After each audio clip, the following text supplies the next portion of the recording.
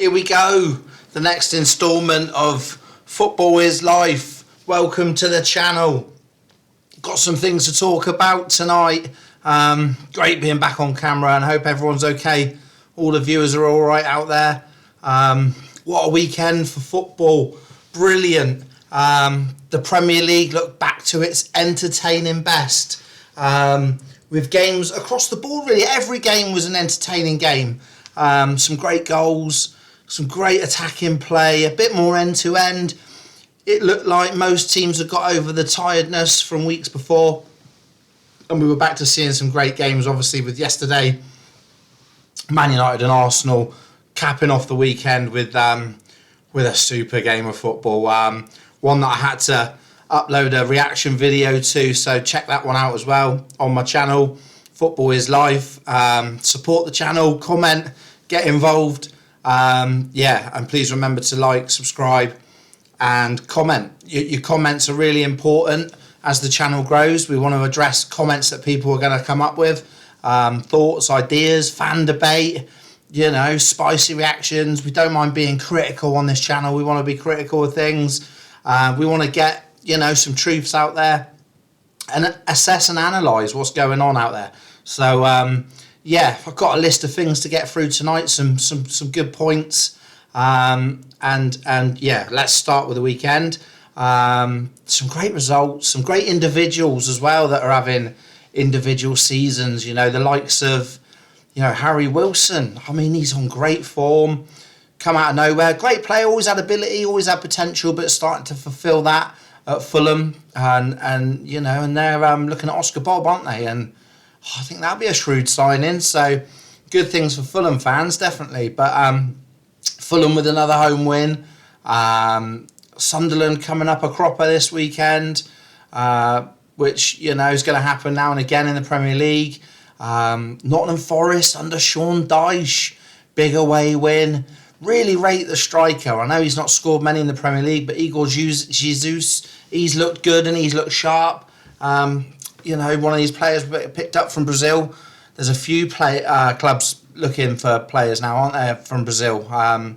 We've seen Tottenham just signed a left-back, future star apparently. Bournemouth are in the market for a Brazilian. Paqueta of West Ham might be going the other way, actually, to Brazil. A lot of players coming in and out of Brazil, which is interesting. And, there's some great Brazilian players, isn't there? I mean, Hendrick on his loan deal at the moment, just scoring goals. So, didn't think it would start with a bit of a Brazilian samba appreciation, but there we go. A big one to touch on, I suppose, from the weekend has to be Liverpool.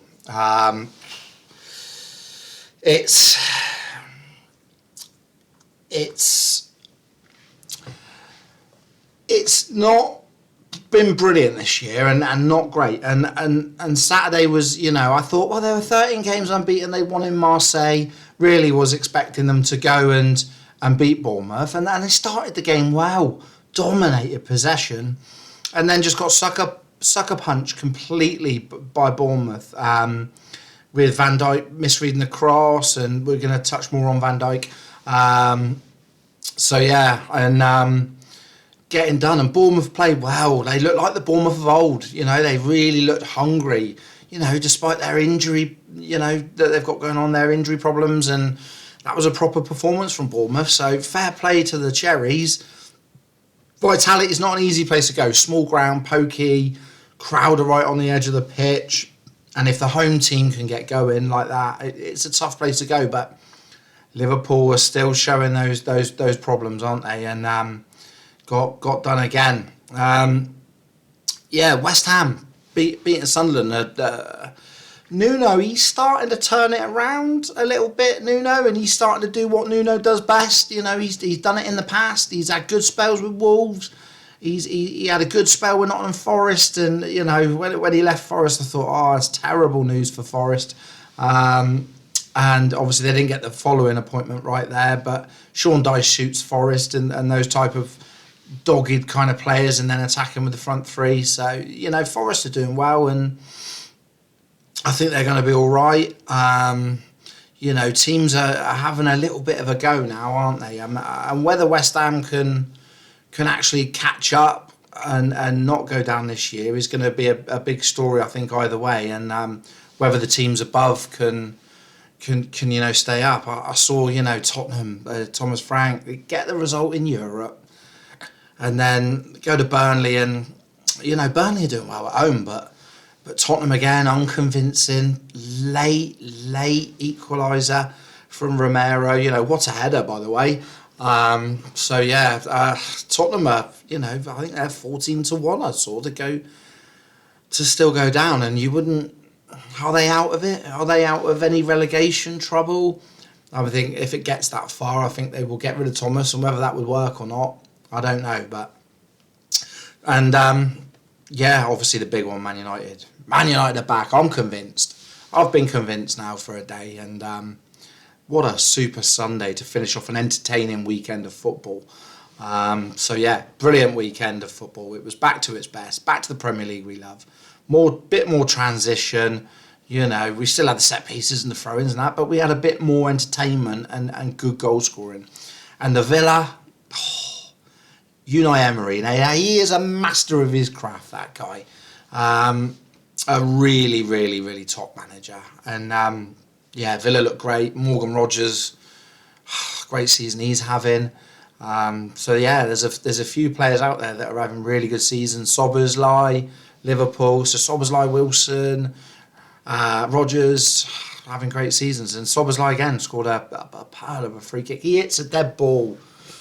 Wow, not even a dead ball, a ball in play outside the area. He's always good for a shot on target in every game outside the area, and whether it goes in or not, but his pure ball striking is brilliant. So very, very, very good. Another thing I want to touch on that I've seen that I kind of agree with, and I think it's a point that's been raised before, and we know with the cost of living that people's wages are going up, but are they replicating the cost of everything else that's going up, whether it's your groceries or you're looking for stuff to do your house up. Football is a well-backed sport in this country, and let's have it right now. It's fans watching this channel. It'll be fans watching this channel just like me, of football fans that want to go and watch games. Football in this country, although it has the TV money, which is the most powerful influence backing it with Sky and subscriptions and people watching the games because we all love it. I heard somewhere that now the Premier League is the average ticket is £60 a ticket to go and watch a game. Now, I think that's too high. I think player wages can be covered by TV money and revenue and sponsorship, and the fan money is a big thing. If you sell season tickets, that does go towards the playing budget. But I do think £60 a ticket as an average in the Premier League is too high. Obviously, you've got some clubs that are going to be desirable to watch, but what you're doing is you're pricing out the average Joe, aren't you, of football? And I kind of hope that there's some sort of freeze there, or it comes back, or there's some way of getting price tickets and season tickets at an affordable value. It's more affordable in the lower leagues, obviously, because you're not watching a greater standard of football, and players aren't paid the same wages, and getting to the top 20 teams in the country is where everyone wants to be.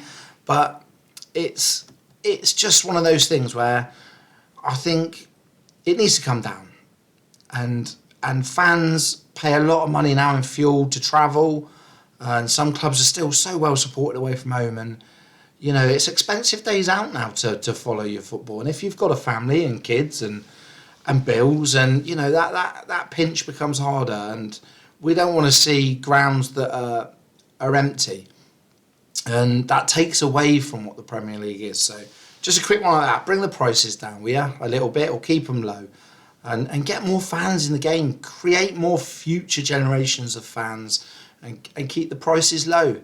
So dads, mums, they can take the kids. It's more easy to do, and you don't have to be earning 60 grand a year to go and watch your team every week. So just a quick one on that. Another one, just a quick one before we go on to Virgil van Dijk and Arne Slot, because I think it's important.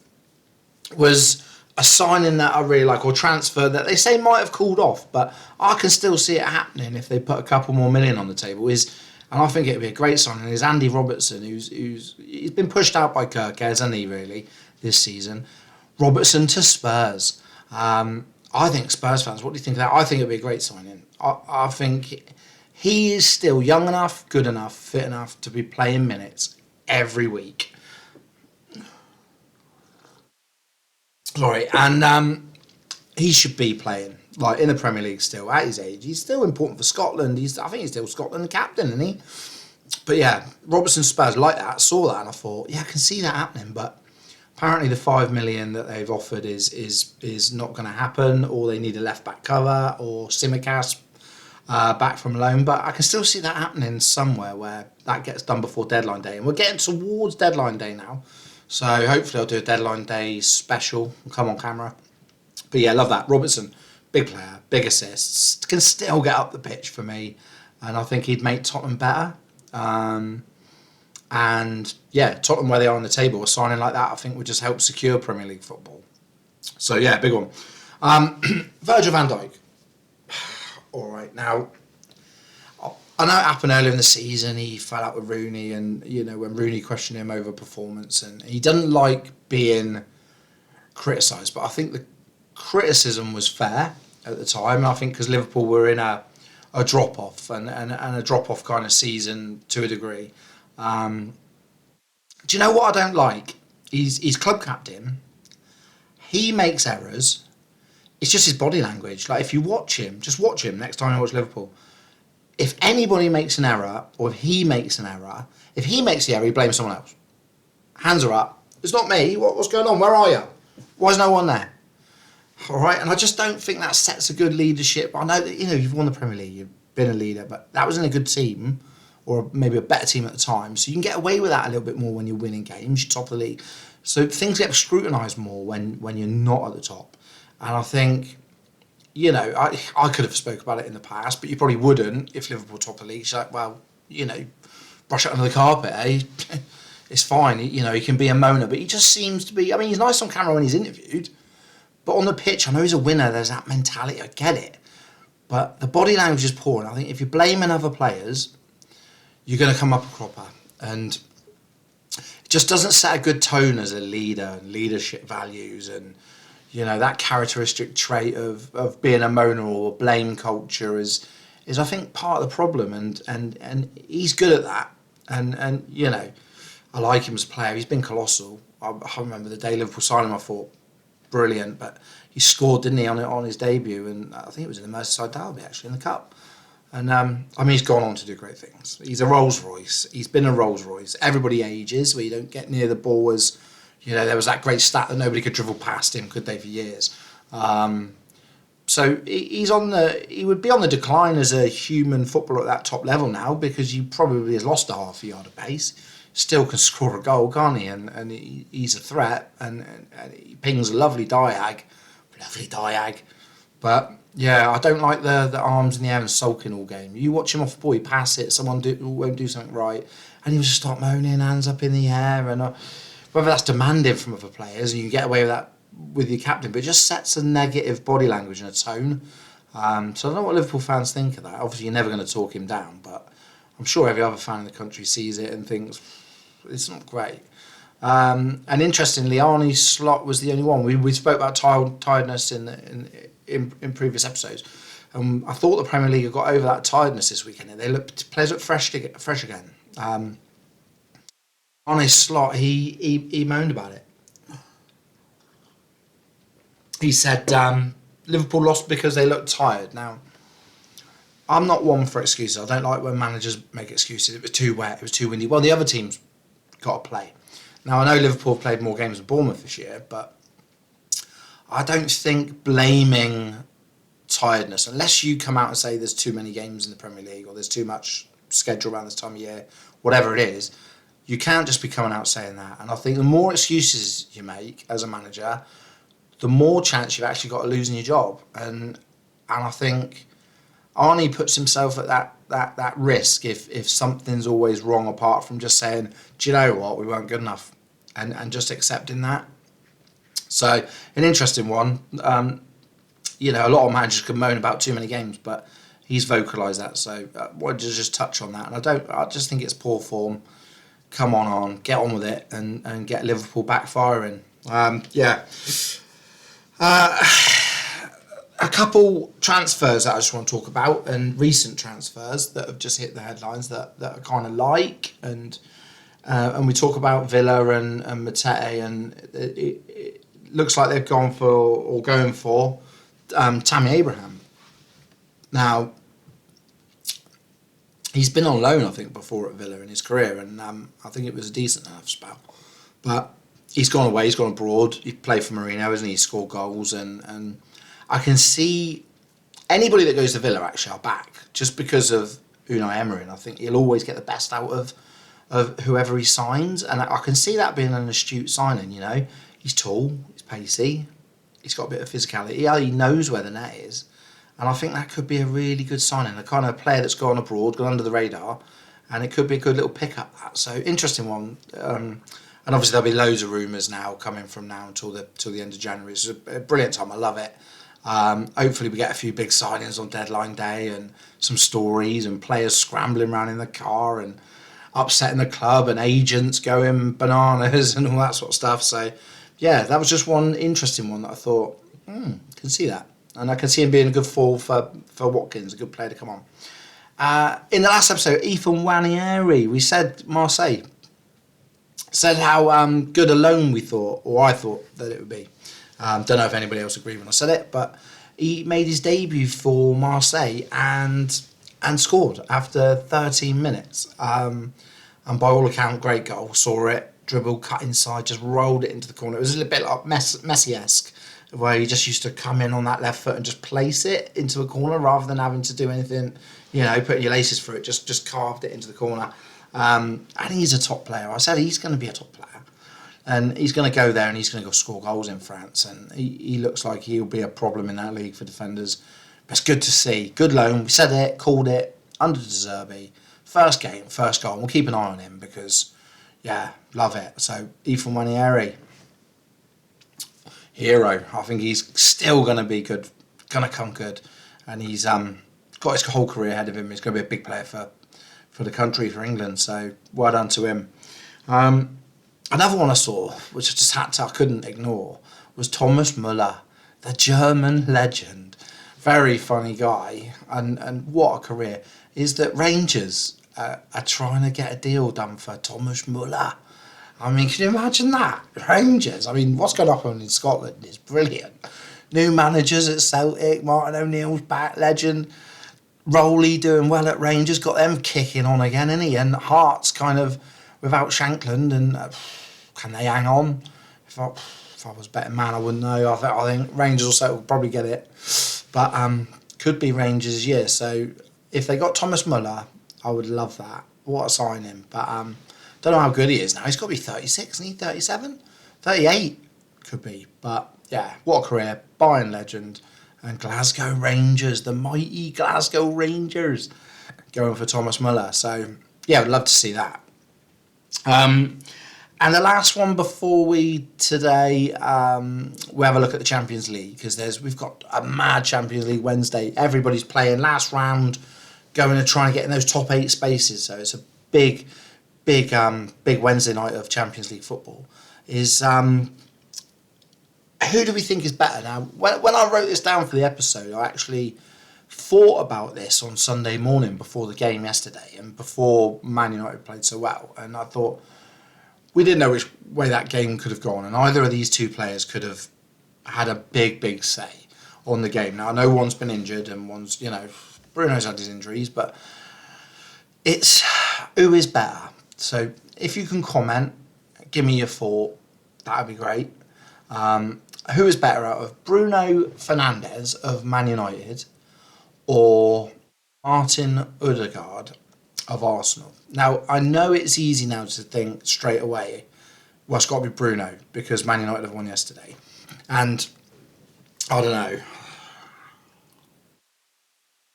I don't want to be biased because Man United have beaten Arsenal because Odegaard is a class player. He's got a lovely flow. He's, produced a lot of shots a game, and he does make Arsenal tick. And he has come in for Eze. So it's just how much Mikel trusts him. You can see that. But I think it has to be Bruno, and I think Bruno Fernandes is. I think he's had unfair stick at Man United, to be honest, over the years of playing in a team that's primarily failing. But can you imagine a Man United team in the last few years without Bruno Fernandes? He can play. He's that good. He could play for any team in the world. Probably Odegaard could. To be fair, I mean, everyone says Arsenal's the best team in Europe, best squad in Europe at the moment. So if he's a main player in that and a captain, but interestingly, they're both they've both had captain roles and they're both influential. And I put a Facebook post and an X post and an Instagram post out before the game saying, Odegaard or Fernandes, which one of these could have a big say today. But I just think if you look at Bruno's stats, 10 assists, 7 goals, how long has he been churning out these numbers? And some of that he's been playing as number 6. He's had to drop deep. And he still gets up and gets those numbers. I mean, could you imagine if he played a number 10? Like behind the striker, he would be a frightening player. So I personally think he's top class. I think he's top class. And I think he's one of Portugal's best. So I'm going to be a bit controversial. I don't want to upset the Arsenal fans because I love Odegaard as a player. I like watching him. I think he weaves, he passes, he connects a bit more than Bruno. But I think Bruno will give you more output. So for me, Bruno, you're taking it. All right. Right. Just remember, guys, and girls, whoever's watching, make sure if you're watching, you tune in. It's free to subscribe. You've got your account. All you do is have to hit a button. All right, subscribe to the channel because that keeps me coming on camera and it keeps me wanting to make content. So give us a like, comment and subscribe, please, all right, before we do our Champions League roundup. The champions! Oh! Right, here we go. So Wednesday, they're all playing Wednesday because everybody's got to play at the same time. It's one of them. So we've got no cheating, no brown envelopes, nothing going on like that. And we've got 6 games. So the 6 English teams all in action. And we're going to predict them. There's a couple teams here with things on the line. And interesting fixtures. So whether they get in the top 8 or the 8 below, every English team is going to get through to the next phase, the playoff round before the round of 8. So it's interesting. We've got a couple of freebies, I think. Couple of easy ones and a couple of tricky ones which might take a bit longer to decide. So we've got first Arsenal v Karat at home. Could put the under-21s out, can they, at home? My only fear is what we looked at with Man City last week is when they lost the derby, lost a big game, the reaction was then they lost in Norway. Now I know Arsenal at home, inferior opposition, I think they might be bottom of the Champions League, actually. But yeah, I don't think it's going to be a mullering just because of that little bit of a hangover. I think Arsenal's training camp will be doom and gloom after that a little bit. They'll have had to try and build them back up. So by Wednesday, I think they'll be over it, but I don't think it'll be a shoo-in. Not at all. So Arsenal 2, Karat 0 is the first one. Next one's Frankfurt v Spurs. I saw this and I thought, ooh, German grounds, the atmosphere, German teams at home, hard place to go. And I know Spurs would probably be all right. They'd take a point now. After Thomas Frank, you take your hand off for a point, I think. And I think that's how they'll set up. But I still think it might not be enough, Spurs fans, because I think if you go for a point, you could get done by the odd goal. I'd love to say 1-1, but I think you might still be fine. But I think it'll be Frankfurt 2, Spurs 1. Liverpool v Karabag. Liverpool off the back of a defeat, but they beat Marseille. Home to Karabag again, and not, no world beaters for Champions League. So Anfield, hard place to go. This is I think the shoe-in. I think Liverpool will be good for 4. I don't see Karabag getting any in response. Mind you, Liverpool can be got at. Could they get the one? They could get the one. 4-1. 4-1 Liverpool. And Ekitike to... Here is another one. Little Ekitike hat-trick. What would the odds be on that? I think that'd be... Yeah, it's doable. Ekitike hat-trick. 4-1 Liverpool. Man City v Galatasaray. This is an interesting one because City played well Saturday. Not surprised it was under 3 goals in the game, just a 2-0. Mark Gay had a good debut, didn't he? Good start, clean sheet. I know they've got injury problems, but I think that gives a couple others a chance to come in. Maybe Kovacic might start with a Gonzalez. I'm not sure if Semenyo can play. I think Semenyo can play, yeah. I didn't know if he played last week. Didn't check that.